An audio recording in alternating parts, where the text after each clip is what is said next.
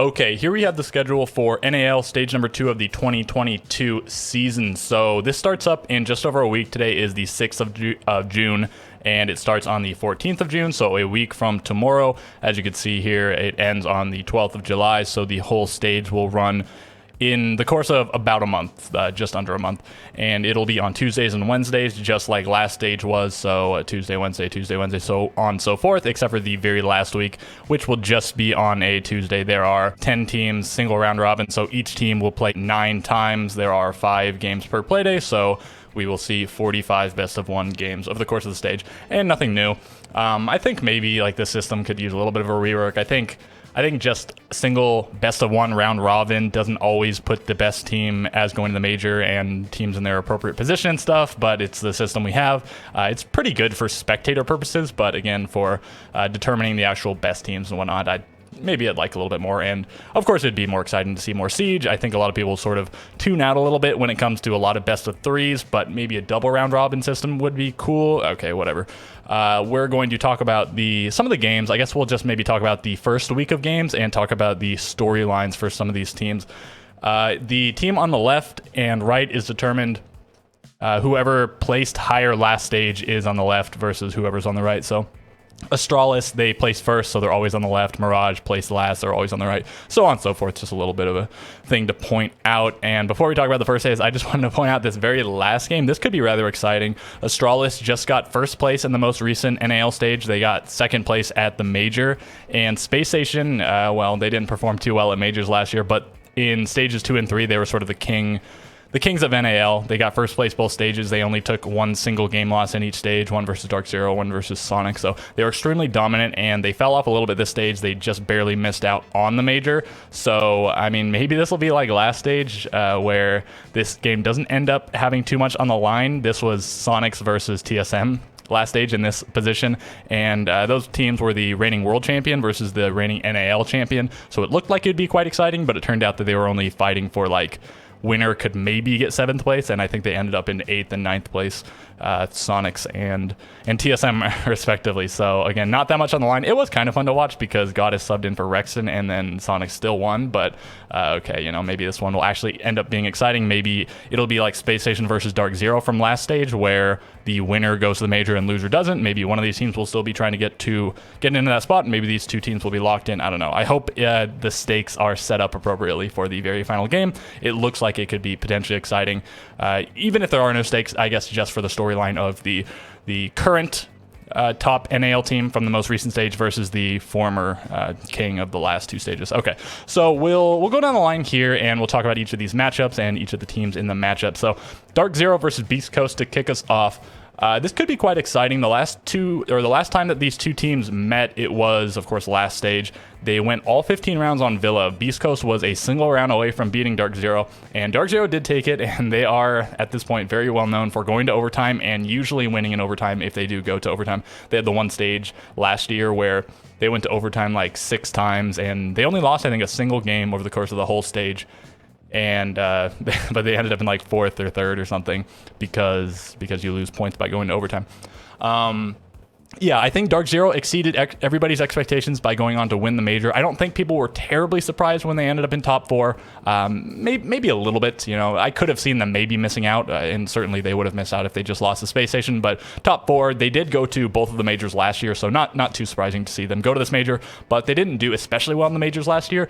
They got cut short a little bit at the Mexico major. They lost to Team 1, who eventually won that major, but a couple of the players on Dark Zero had COVID, so maybe they could have won that if that didn't happen, but that's all hypotheticals and whatever.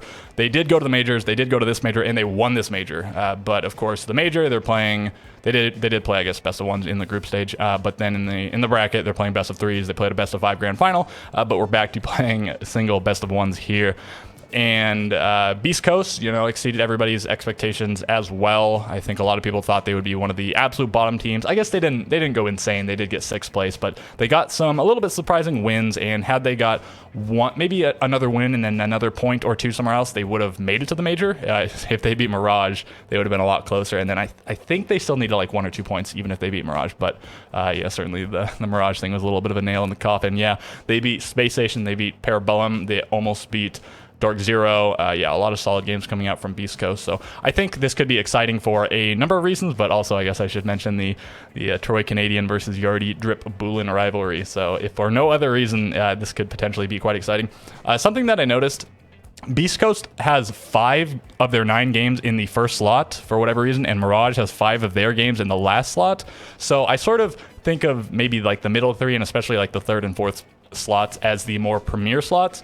So maybe this was intentional by whoever scheduled the thing to put those less premier orgs in like the first and last spot. So again, Beast Coast, Mirage, you'll even notice that like Parabellum, 4 of their 9 games are in this first slot.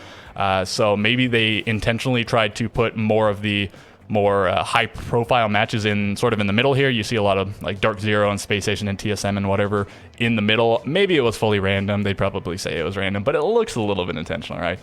Just something to note. And so I guess that does it for the first matchup. We'll talk about the second one, TSM versus Mirage. So on paper, especially if you weren't paying attention the last stage, you'd think, yeah, TSM should crush Mirage. It's TSM, the reigning world champions, versus Mirage. But Mirage did beat TSM last stage, and although, despite that, Mirage did end up below TSM on the standings, but just by 1 place, TSM in 9th and Mirage in 10th. So can Mirage repeat their victory over TSM? Probably not. TSM just went to Theme Park. They probably thought their Theme Park was better than it actually was. Maybe Theme Park was one of the better teams, one of the better maps for Mirage, whatever it was, whether it was the map or not. TSM did certainly have a lot of struggles, and this being one of the most notable ones from last stage, but obviously they had a lot more if they did end up in that 9th place position. Mirage potentially a little bit revitalized. Nyx coming back onto the roster. Not that the roster was especially good when Nyx was on it. They did get 3rd place in that first stage, but Hot and Cold was also on the roster, and they sort of fell off from there. But Kento also coming onto the roster, so some new blood. I think maybe this will kind of set the tone. If they can beat TSM, great. But if they can put up a good showing versus TSM, maybe they can improve over the course of the stage. I do imagine this will be one of the teams that we see develop quite a lot over the course of the stage. They're one of the teams with multiple roster changes, along with just Parabellum. Are they the only teams that made?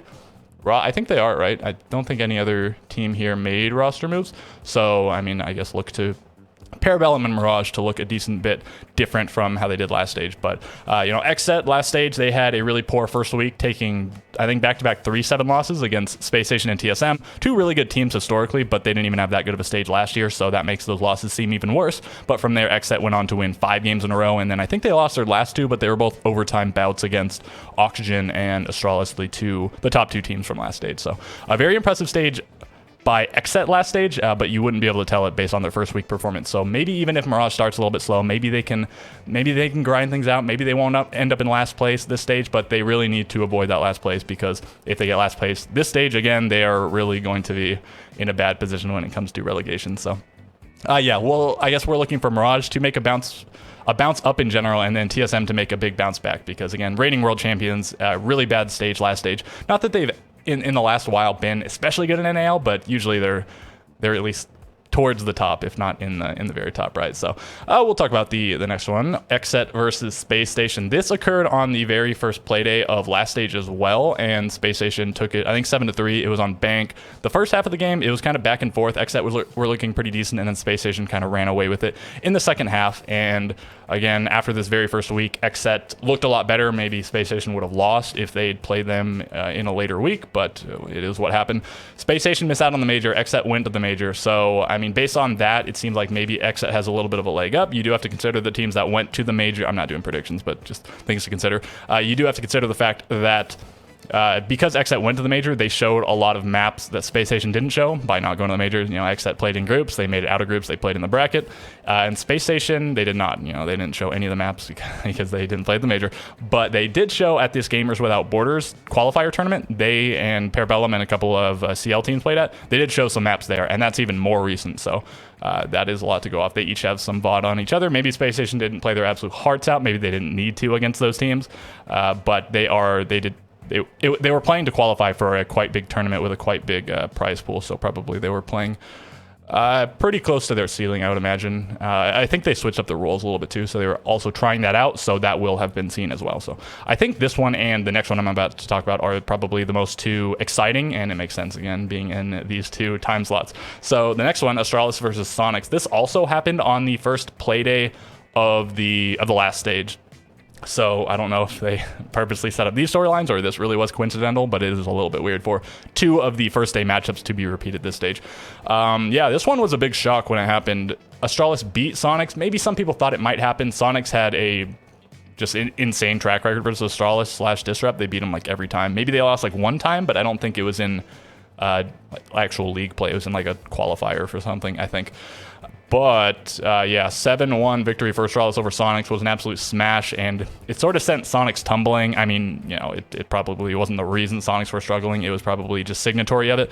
But Soniqs did sort of bounce back. They didn't do especially well for the rest of the stage, but they did get pretty close to, they beat TSM, but they got pretty close to beating Dark Zero, pretty close to beating Oxygen, or at least close to pushing overtime. You know, they had some good showings in the latter half, even though they had some really poor showings in the first half versus teams like Astralis, Beast Coast, Xset, etc. So, similar to TSM, I think Soniqs are looking for a really big bounce back. They are known to be a very good team from last year, but in this most recent stage, they did very poorly. So, probably nowhere to go but up from here. They got like 8th place, but former NAL champions, one of the most fearsome team within regional play, and then even we saw them top 6 at SI, so they seem to finally have figured out their international stuff. So I imagine they're going to do a lot better, but Astralis were crazy last stage, and I don't think there's any reason to doubt that they will be this stage. They got first place in NAL last stage, and they got second place at the major.